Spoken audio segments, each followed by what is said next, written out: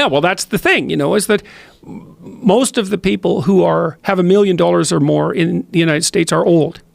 Well, why is that? Well, really, do we need an explanation for that? It's like you've had a lot more time to make money. How would that be? That's the explanation. So that's one of the big drivers of inequality. It's just simply age.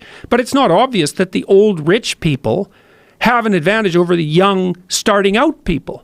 So anyways, but anyhow, maybe you're resentful and irritated because you're young and you're still at the bottom of the heap, and you've got other problems too. It's more difficult for people of your race or ethnicity or gender, or at least you think it is. And so you say, well, I want to make things fair. And then that's also driven by some real compassion, because nobody really likes the consequences of radical inequality. Like, nobody likes the fact that homeless people exist and have to go to the emergency ward, to get treated, and they don't have medical coverage and they have to live in tents on the street. And so if you have some compassion, then you think, well, we got to do more for the poor and dispossessed. It's like, okay, that's an understandable sentiment. But the problem is that it's that desire to help is contaminated by resentment and ideological certainty, and then also by something that George Orwell pointed out so nicely in his book Road to Wigan Pier. It's like the typical middle-class socialist, this was his diagnosis, and he was a socialist, by the way. His diagnosis was the typical middle-class intellectual socialist doesn't like the poor. In fact, they don't want to have anything to do with the poor. They're contemptuous of the poor, but they hate the rich. And I think it's even more devious than that, because I think who they hate are the successful. Some of the successful are rich, but really who they hate is the successful. It's like Cain and Abel. It's the retelling of Cain and Abel.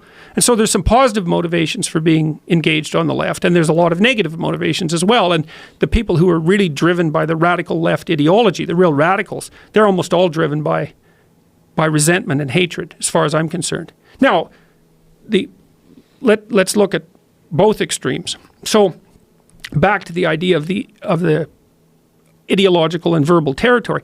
I said with Bill C-16 that I wouldn't speak the language of the radical leftists, because I don't think that language should define the game. But let's say it does. So here's the game. The world is a battleground of groups, and they're battling for power. That's it. That's the game. And some of them win, and they oppress those who don't win. So that's how we're going to view the world. Okay, now the leftists say, okay, well, here's the oppressed people. The oppressors, the patriarchal types, they should be ashamed of themselves and give up some power. And the right-wingers, the radical right-wingers look at that and they say, oh, I see, so the game is ethnic identity, is it? It's identity politics. Okay, we're white males. We're not going to lose. That's the right-wing version of identity politics. It's like, screw you. If we're going to divide into groups, if we're going to divide into tribes, and I'm in my tribe, I'm not going to get all guilty and lose. I'm going to get all cruel and win. And that's like, then you think, well, there's people in the middle. They're kind of looking back and forth. Which side of the identity politics spectrum am I going to fall in? Do I want to go with do I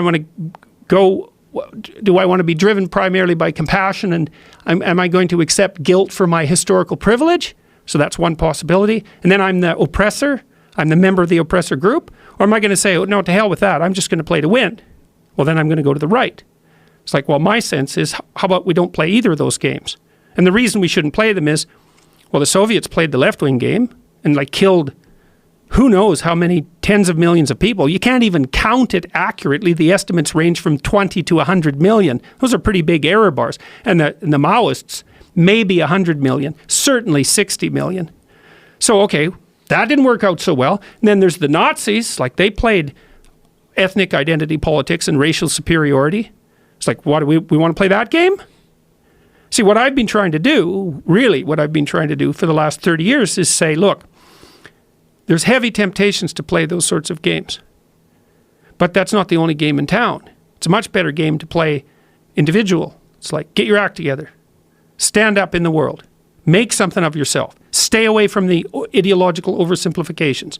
Set your house in order. That's rule 6 in this book. So I have a book rule in there that says, set your house in perfect order before you criticize the world. And it's a very dark chapter about the motivations of the Columbine High School killers and this other guy named Carl Panzram, who was a serial rapist and arsonist and murderer. And he wrote an autobiography, and the Columbine kids also wrote about why they did what they did. They're resentful to the core, bitter, resentful, terrible.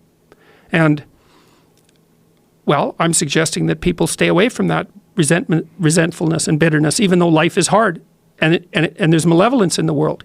It's like, yeah, you can tell a story where everyone's a victim, because we all die, we all get sick, and things happen to us that are bitter and terrible. Betrayal, deceit, lies, like people hurt us on purpose, so it's not just the tragedy of life, it's malevolence as well. Everyone's a victim. You can tell that story.